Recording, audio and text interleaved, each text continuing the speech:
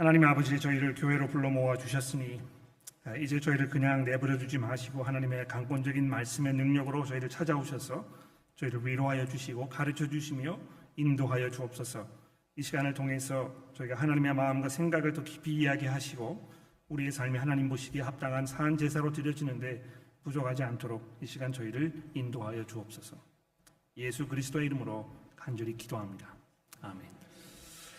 자, 이 교제에 대해서 생각해보는 시리즈의 세 번째이자 이제 마지막이 되겠습니다. 다음 주에는 우리 다시 요한복음으로 돌아가서 제가 생각하기에 요한복음 전체에서 가장 감동적이고 성경 전체에서 가장 놀랍게 여겨지는 구절 중에 하나인 요한복음 13장의 말씀으로 시리즈를 다시 시작해 보려고 합니다. 연초에 3주나 시간을 할애해서 우리가 이 교제라는 문제에 대해서 생각하는 그 이유는 올 한 해 살고 우리가 돌아보았을 때 우리가 주를 섬기면서 복음의 진보를 위해서 우리가 감당해야 할 일들을 살펴보았을 때 그 무엇보다도 우리의 교제에 대해서 먼저 생각해보고 우리의 생각을 정리하고 또 우리가 함께 기도하면서 우리의 헌심을 다짐하는 일이 매우 중요하게 생각이 되었기 때문입니다. 첫째 시간에는 이 교제의 참 의미에 대해서 제가 말씀을 드리면서 이 신약 성경의 저자들은 교제가 단순히 그저 함께 오래 하고 서로 편하고 코드가 잘 맞아서 아주 가깝게 지내는 이런 사이라는 점에만 집중하지 아니하고 오히려 그것보다 더 중요한 것이 하나 있었는데 어떤 한 가지 목적을 위해서 어떤 한 가지 공통 관심사를 위해서 그것을 중심으로 뭉쳐있는 이 관계를 의미하는 것으로 사용하였다, 이렇게 말씀을 드렸습니다. 그리고 이 그리스도인들이 나누는 교제는 기억나십니까? 고린도전서 1장 9절이 말씀하고 있는 것처럼 우리 주 예수 그리스도의 교제라는 점을 우리가 생각해 본 것입니다. 우리 개역개정 성경에는 이제 그리스도와 교제하도록 우리를 부르신 것으로 이렇게 번역해 놓았습니다만 제가 설명을 드리지 않았습니까? 이 고린도전서 1장 9절의 말씀이 여러분과 제가 여기 이렇게 모여 있는데 여러분과 제가 공유하고 있는 이 교제가 우리가 나누고 있는 이 시간이 그리스도의 교제라고, 즉 다시 말해서 그리스도를 공유하고 있는 사람들이 서로 함께 모인 이 자리라는 사실을 설명해 드린 것입니다. 우리가 그분을 섬기는 일을 우리의 삶에 가장 기쁘고 중요한 일로 생각하며 그래서 예수께서 이 온 세상의 주인이심을 널리 알리고 세상 사람들이 이 사실을 여러분과 저와 함께 믿고 의지하며 살도록 우리가 권하고 설득하는 그 일에 우리의 시간과 우리의 탤런트와 우리의 가진 모든 자원을 쏟아붓기로 서로 다짐한 것입니다. 여러분 옆에 앉아 계시는 분 잠깐 얼굴을 들여다보십시오. 이분이 누구입니까? 예수를 우리가 섬기기 위해서 그분을 위해서 우리가 가지고 있는 모든 것들을 헌신하기로 다짐한 그런 사이입니까? 우리 교제에는 분명한 목적이 있습니다. 그 목적이 우리 마음속에 보다 분명하게 각인되고 우리가 그 목적에 우리의 마음과 생각을 전적으로 헌신하였을 때에 하나님께서 의도하셨던 참된 교제가 비로소 우리 안에 빛을 발하게 되는 것입니다. 지난주 두 번째 시간에는 이 우리 교제가 분명하게 이런 성격을 띠었을 때 우리가 누리는 그 혜택에 대해서 몇 가지 말씀을 드려보았습니다. 특히 빌립보 교회의 그 성도들과 사도 바울 사이의 그 관계를 생각해 보면서 바울 사도가 이 빌립보 교회의 성도를 생각했을 때 그들이 예수를 믿기 시작한 그 순간부터 변함없이 바울과 함께 예수 그리스도의 복음을 위해서 협력하고 수고하며 헌신해 왔던 일을 언급한 거 나십니까? 그리고 바울 사도가 그런 빌립보 교회 성도들을 예수 그리스도의 심장으로 사랑한다고 1장 8절에서 고백하였던 것입니다. 그냥 자주 모여서 함께 밥을 먹는 것으로는 이룰 수 없는, 그저 함께 여가 선용을 하기도 하고 종종 휴가를 같이 가기도 하고 또 집에 불러다가 같이 식사를 하기도 하고 집에 크고 작은 일들을 서로 나누면서 보탬이 되고 하는 그런 일들만으로는 가질 수 없는 전혀 새로운 차원의 관계가 바울 사도와 빌립보 교회 성도들 사이에 존재하고 있었던 것입니다. 굳이 인간의 경험에서 바울이 이 말씀하고 있는 이 관계에 가장 근접한 그 예를 찾아본다고 한다면 아마도 그것은 전후에쯤 되지 않을까 생각합니다. 전쟁터에서 서로에게 이 목숨을 의지하면서 피와 땀을 흘리면서 그 치열한 생과 사의 현장에서 맺어진 그 관계 속에서 아마 바울 사도가 빌립보 교회 성도들을 바라보면서 느꼈던 그 마음이 조금 이해가 될 것입니다. 이런 교제가 맺어 있었기 때문에 바울 사도는 빌립보 교회 성도들을 위해서 기도하면서 하나님, 이들이 건강하게 해 주십시오. 이들이 하고 있는 사업이 번창하게 해 주십시오. 그들의 가정의 자녀들이 좋은 대학에 진학해서 성공해서 살게 해 주십시오. 이렇게 기도하지 아니하고, 슬라이드 일부를 좀 보여주시겠습니까?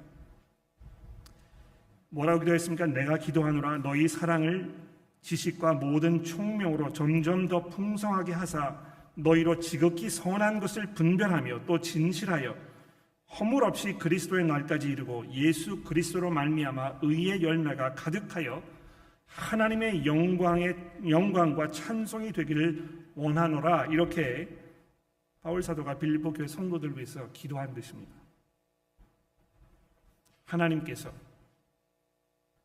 여러분들이 서로를 향해 가지고 계시는, 또 저를 향해서 가지고 계시는 그 사랑을 지식과 모든 총명으로 더욱더 풍성하게 하셔서 여러분들로 하여금 지극히 선한 것을 분별하며 진실하여 허물이 없이 그리스도의 날까지 이르도록 하기를 내가 간구한다고, 그래서 여러분으로 하여금 이 하나님의 영광과 찬송이 되기를 원한다고 이렇게 기도하고 있는 것입니다. 주중에 이 설교를 생각하면서 이 교회 안에 함께 나누는 교제가 정말 하나님께서 말씀하시는 그 교제인지 아닌지를 쉽게 금방 판단할 수 있는 방법에 대해서 생각해 보았습니다. 우리가 나누고 있는 이 교제가, 우리 교회 안에 있는 이 교제가 정말 하나님 보시기에 합당하며 하나님께서 의도하셨던 그런 교제인지 아닌지를 우리가 어떻게 분간할 수 있겠습니까? 그것은 무엇보다도 우리가 서로 함께 기도하는 일에 얼마나 헌신되어 있는지, 그리고 더 나아가서 서로를 위한 우리의 기도 속에 어떤 간구가 담겨 있는지를 보면 금방 알게 됩니다. 우리의 기도와 간구 속에는 우리의 중심의 생각과 관심사가 고스란히 담겨 있기 때문입니다. 내가 이 사람을 위해서 기도하는 기도의 내용 속에 나와 이 사람 사이의 관계가 어떤 교제를 바탕으로 한 것인지가 확연히 드러나게 되어 있습니다.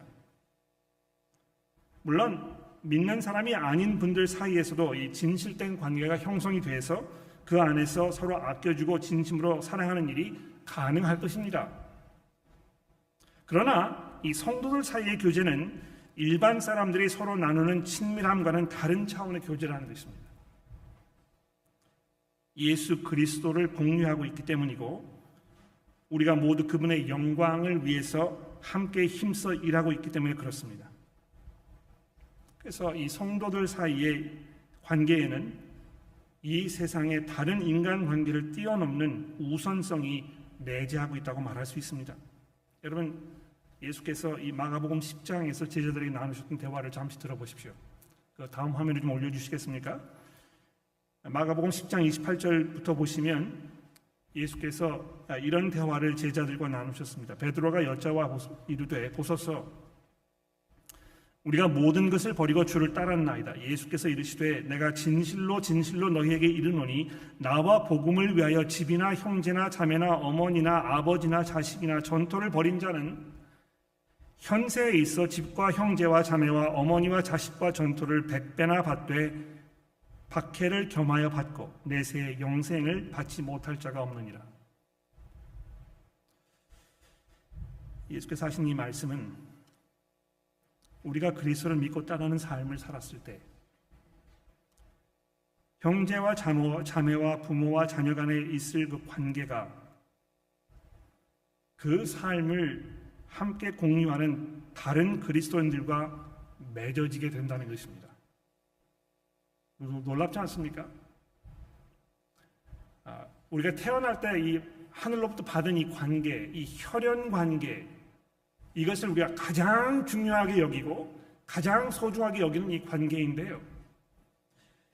내가 예수 그리스도를 만나게 되었을 때, 그분 안에서 새로운 공동체 안으로 들어가게 되었을 때, 그 공동체 안에 누리는 이 인간 관계가 마치 혈연 관계와 같다는 것입니다. 더 나아가서 예수께서는 맺어진 그 관계는 사실 이 혈연 관계를 뛰어넘는 내 부모나 자식의 관계보다 더 깊고 더 영원한 관계임을 말씀하고 있다는 것입니다. 이것은 우리 안에 그리스도가 계시기 때문이며 그분 안에 있는 이들이 서로 연합하여 그리스도의 몸을 이루어가고 있기 때문이며 우리의 머리가 되시는 그리스도를 향해서 함께 자라고 있는 자들이기 때문에 그렇습니다. 실제로 예수를 믿었기 때문에, 예수 안에 있기 때문에, 예수를 위해서 살아가게 되었기 때문에 내가 태어나면서 받았던 그 혈연 관계를 끊어야 하는 분들도 종종 있다는 것입니다. 그러지 않아도 되는 이 현실이 얼마나 감사합니까? 그러나 종종 이 세상에서는 그럴 때가 올 때도 있다는 것입니다. 그런데 예수께서는 여기서 뭘 약속하고 계십니까? 그런 상황이 벌어졌을 때 복음 안에서 그리스도를 함께 고백하는 그 고백의 공동체 안으로 들어갔을 때 마치 혈연 관계와 같은, 어떤 면에서는 그것보다 더 놀라운 관계가 우리 안에 맺어지게 된다고 예수께서 얘기하고 계신 것입니다. 오늘 세 번째이자 마지막 시간에는 우리 사이에 있는 이 교제가 보다 나은 교제가 되기 위해서 꼭 필요한 한 가지 사항을 요한 2서의 말씀을 중심으로 좀 다뤄보려고 합니다.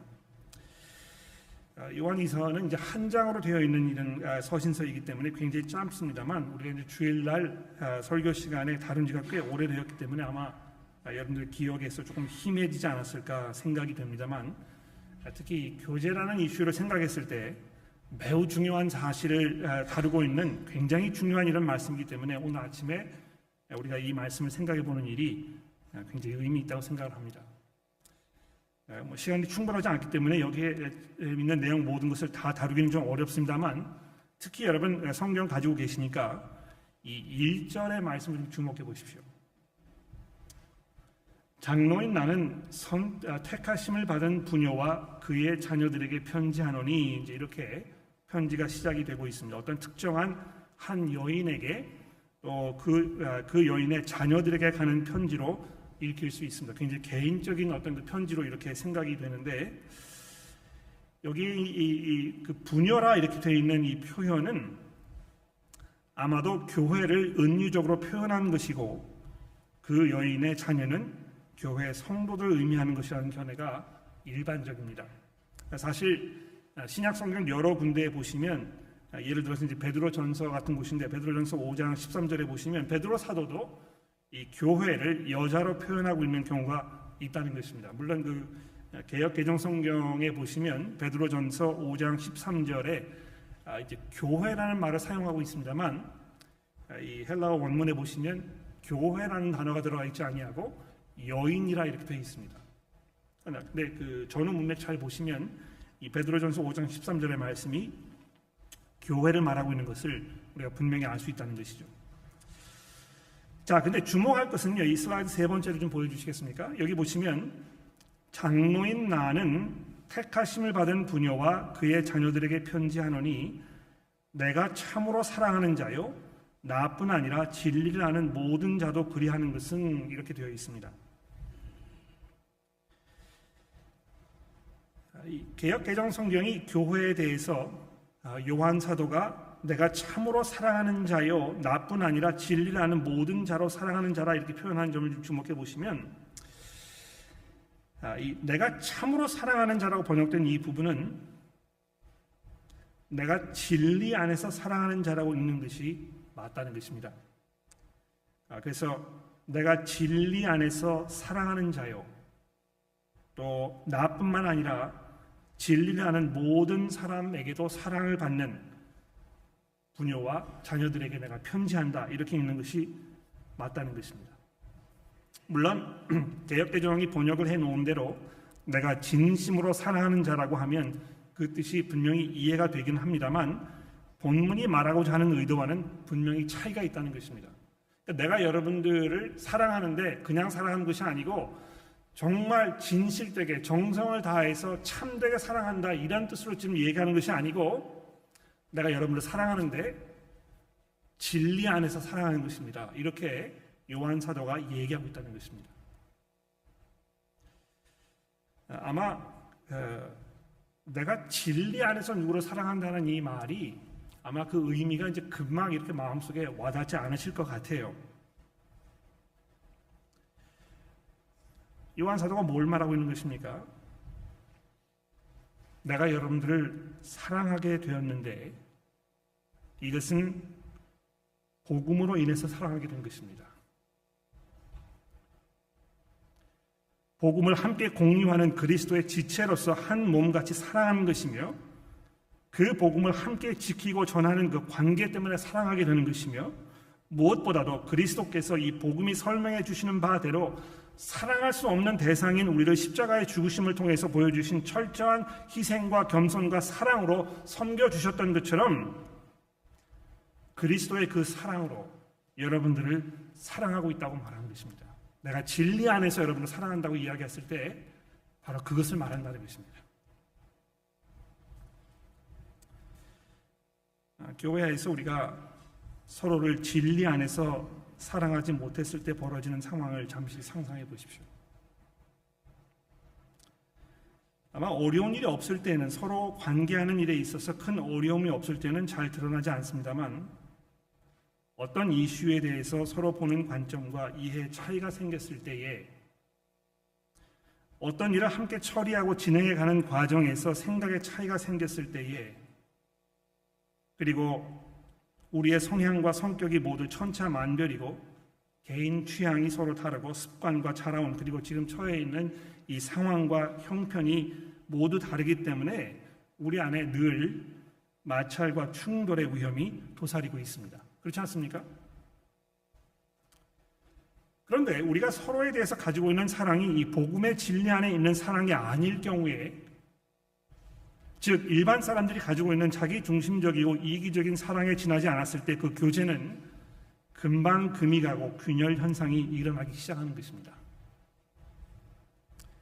평소에는 아무런 문제가 없는 것처럼 보였던 교회 안에 걷잡을 수 없는 풍랑이 몰아치고 교우 안의 관계가 깨어지고 서로에게 회복하기 어려운 마음의 상처를 입히는 일들이 비일비재하게 일어나는 그 이유가 무엇이겠습니까?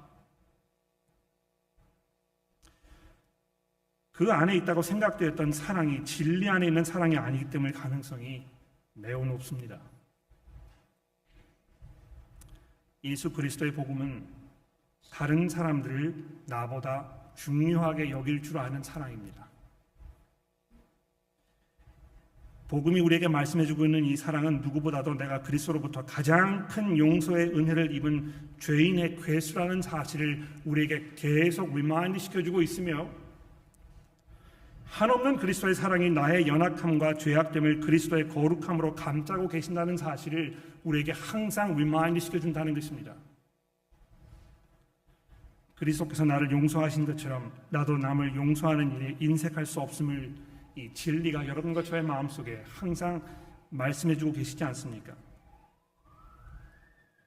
우리가 진리 안에 견고히 서 있지 않을 때에 우리가 딛고 서 있는 이 집안은 바람이 불고 비가 오면 쉽게 쓸려 내려가는 모래에 불과할 것이고, 그 위에 건난 번지를 하게 지은 건물이 한순간에 무너져 내리는 것은 오히려 당연할 수밖에 없을 것입니다.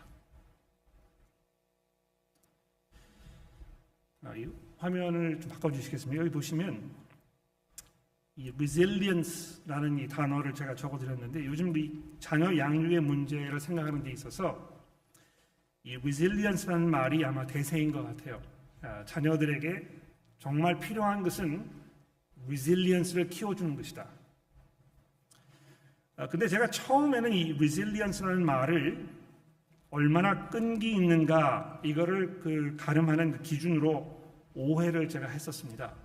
그래서 누가 이 resilient 하다 그러면 잘 무너지지 않는 끈기가 있는 인내심이 강한 근데 물론 어떻게 생각하느냐에 따라서 그것도 가능할 수 있습니다만 이 단어의 기본적인 그 의미는 어려움에 처하게 되었을 때에 얼마나 빨리 스스로의 힘으로 그것을 회복할 수 있는가를 말하는 이 회복 탄력성을 말한다는 것입니다. 그런데 안타깝게도 많은 교회들이 어려움에 겪게 되었을 때 그 어려움에서 회복하지 못하고 교회가 와해되거나 소멸되는 경우를 얼마나 자주 보게 됩니까? 이 resilience가 좀 없다는 것이죠. 또 회복된 것처럼 보이기는 하지만 사실은 회복된 것이 아니고 이 곪은 상처를 도려내서 새살이 돋아갈 수 있도록 이렇게 그 근본적인 조치를 취한 것이 아니고 그냥 그 위에다가 이 붕대를 감아 놓아가지고 언제든지 재발할 위험성을 고스란히 남아있는 그 상황을 유지하는 것에 불과하다는 것입니다. 그러나 우리 교제가 그리스도의 복음의 진리 위에 든든한 기반을 가지고 서 있을 때 풍랑이 닥쳐와도 그 교제는 비록 일시적으로 비바람에 노출될지 모르지만 그 골격은 무너지지 않는다는 것입니다. 그런 면에서 우리 교회의 성도 여러분들을 보면서 사도 바울이 말했던 이 그리스도의 심장으로 느끼는 그 사랑을 저도 좀 느끼는 것 같습니다. 우리 안에 어려움이 없지 않을 수 없고 관계의 갈등이 없을 수 없습니다. 우리 안에도 나름대로의 관계의 어려움이 있고 우리가 겪어야 하는 헤쳐나가야 하는 시련이 있고 우리 안에 많은 문제들이 있는 게 분명합니다. 죄인들이기 때문에 어쩔 수 없는 것 같습니다. 그러나 제가 특히 이번 주에 이 설교를 준비하면서 교우 여러분들 생각했을 때 참된 믿음으로 그리스도의 복음 안에 서 있는 이 성도들의 모임이 얼마나 중요한 것인가. 성도 여러분 개개인께서 참되게 이 그리스도 안에 있는 이 사랑을 고백하고 복음의 능력 안에 살고 있으면서 그 복음이 우리에게 요구하는 바를 이 그리스도의 참된 제자로서의 삶을 살고자 하는 그 발버둥이 있다는 것이 우리에게 얼마나 놀라운 축복인가를 다시 한번 생각해 보게 되는 것입니다. 우리가 서로에 대해서 관대할 줄 알고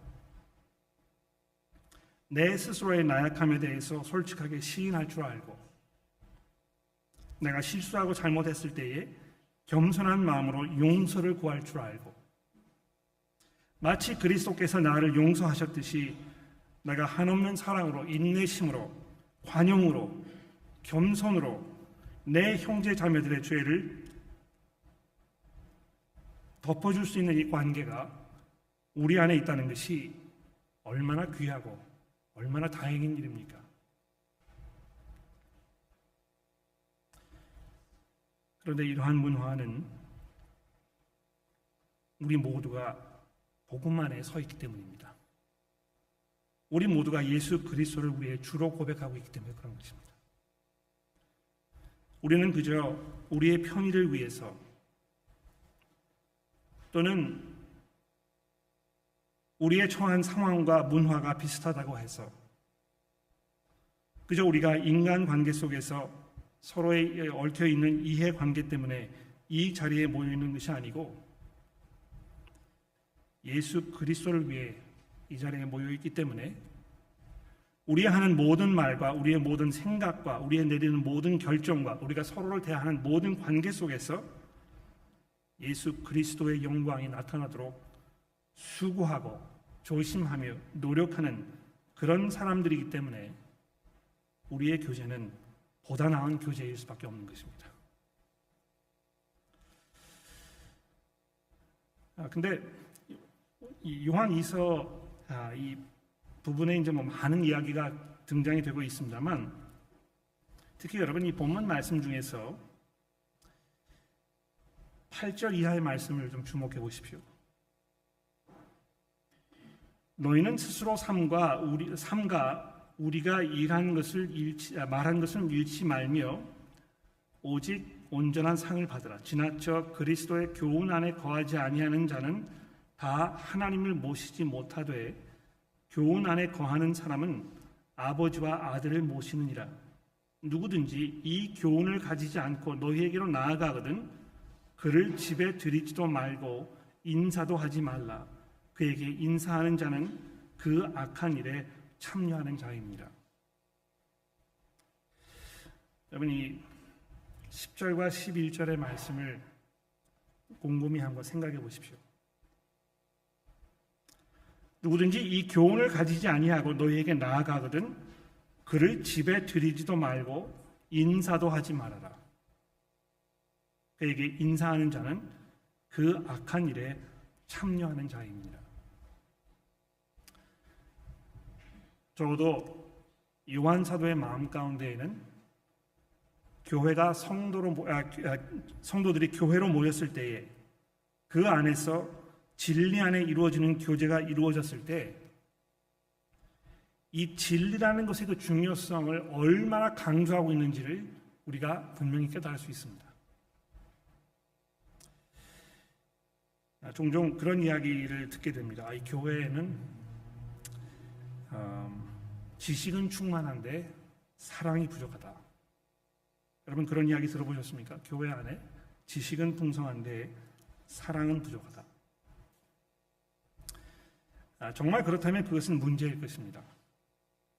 사랑이 부족한 지식은 사실 참된 지식이 될 수 없지 않겠습니까?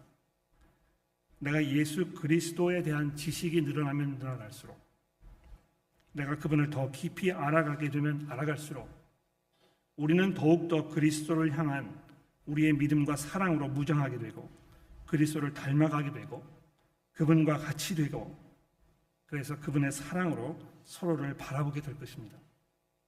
지식에 자라지만 사랑이 부족하다는 것은 앞뒤가 맞지 않는 말입니다. 그렇지 않습니까, 여러분? 그런데 종종 그런 이야기를 합니다. 야, 이건 너무 지식으로 나가는 거 아닌가? 너무 어떤 그 믿는 바만을 강조하고 우리가 실제로 사랑을 베푸는 일에 대해서는 인색한 것이 아닌가? 이런 이야기를 합니다. 아까 맨 처음에 이제 제가 말씀을 드릴 때 요한일서 3장 18절의 말씀을 마지막으로 말씀드리겠다고 얘기를 했는데 여러분이 요한일서 3장 18절의 말씀을 잠시 보시겠습니까? 아마 들으시면 굉장히 익숙한 이런 구절일 것입니다. 자녀들아 우리가 말과 혀로만 사랑하지 말고 행함과 진실함으로 하자. 우리가 말과 혀로만 사랑하지 말고 행함과 진실함으로 하자. 아마 이 구절을 이제 우리가 읽을 때 그저 지식으로만 그냥 내가 이거 다 알고 있으니까 그저 입으로만 서로 사랑한다고 얘기하지 말고 진실되게 참되게 행동으로 옮기는 이런 방법으로 서로를 사랑하자 이제 이렇게 우리가 보통 받아들이게 될 것입니다. 그런데 여기도 마찬가지로 이 개정 성경에 이 진실함으로라고 번역된 이 부분은 진리라는 말입니다. 우리가 말과 혀로만 사랑하지 말고 행함과 진리 안에서 하자 이렇게 되어 있는 것입니다. 그러니까 말과 혀로만 사랑하는 것이 이 진리와 이 대조되고 있는 사실을 여러분 주목해 보십시오. 제가 말씀드렸듯이 입으로만 사랑한다고 하면서 실제로 삶 속에 이루어지지 않는 것은 참된 지식, 참된 진리 안에 있는 것이라고 말할 수 없다는 것입니다. 그런 면에서 이 진리가 교회 안에 차지하는 이 위치는 그 위치의 중요성은 아무리 강조해도 지나치지 않을 것입니다. 저희가 많은 시간을 투자해서 공을 들여서 성경 파노라마 세미나를 하게 되는 이유가 거기 있지 않습니까? 우리가 성경을 잘 알게 되었을 때, 우리가 진리 안에 서 있을 때, 우리가 알고 있는 이 믿음이라는 것이, 우리의 복음이라는 것이 무엇인지를 더 깊이 알게 되면 될수록 여러분과 저의 교제는 더 진실되고, 더 깊고, 더 풍성하고, 더 안전하고, 더 견고하며, 더 든든한 교제로 나아갈 수 있다는 것입니다. 여러분 이 사실을 간과하지 마십시오. 여러분과 제가 하나님의 이 그 성경 말씀 안에 잘 자리하고 있을 때에 우리가 누리게 되는 이 놀라운 축복은 세상 사람들은 알지 못하는 다른 차원의 교제라는 것입니다. 성도 여러분, 올 한 해 동안에 우리가 복음을 위해서 수고하고 애쓸 때에 우리가 이 자리에 함께 모여서 한 공동체가 된 그 이유가 무엇인지를 늘 기억하십시오. 내가 관계의 어려움을 겪고 있는 형제, 자매가 내 주변에 있을 때 내가 그 사람과 같이 식사하기 어렵고 그 사람의 인사를 받아주기 어렵고 내가 그 사람에게 다가가서 친절한 말로 그 사람을 격려하기 어려울 때 내 마음속에 그 사람을 위한 기도가 울려나지 않을 때에 우리가 어떻게 해야 되겠습니까? 복음으로 돌아가는 것입니다. 그리스도께서 여러분과 저를 하나로 묶으시기 위하여 얼마만큼의 대가를 치르셨는지, 그분의 그 사랑이 얼마만큼 강권적으로 여러분과 저의 삶에 역사하셔서 우리를 그분의 지체로 부르셨는지를 돌아보았을 때 우리의 교제는 이 세상 사람들은 이해할 수 없는 다른 차원의 교제로 아름답게 승화될 것입니다. 기도하겠습니다.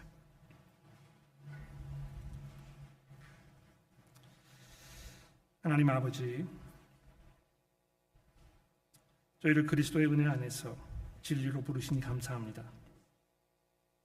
우리가 죄인 되었을 때에 그리스도께서 우리를 위해 죽으심으로 우리가 하나님으로부터 의롭다는 그 선언을 받게 하셨으니 하나님의 이 사랑 안에 저희가 살게 하시고 이 은혜 안에 서게 하시며 주께로부터 받은 이 은혜와 사랑을 서로에게 너그럽게 베풀며 그 은혜 안에 사는 법을 풍성하게 누리는 한 해가 될 수 있도록 저희 모두를 도와주시고 우리가 그리스도 안에서 누리는 이 놀라운 은혜와 사랑이 우리 마음속에 찬송이 되게 하시며 우리의 기도의 제목이 되게 하시며 우리 주변 사람을 바라볼 때마다 우리 마음속에 울려 퍼지는 우리 마음의 간구가 되게 하여 주옵소서. 하나님, 이 세상에 얼마나 많은 사람들이 그리스도를 알지 못한 채 죽어가고 있는지를 생각했을 때 우리가 그들을 찾아가서 그리스도를 전하게 하시고 그리스도 안에 있는 이 새 생명의 찬란한 영광을 그들에게 나누어 줄 수 있도록 우리 모두가 서로 힘을 합하며 수고할 수 있도록 저희를 하나로 묶어 주옵소서. 예수 그리스도의 이름으로 간절히 기도합니다.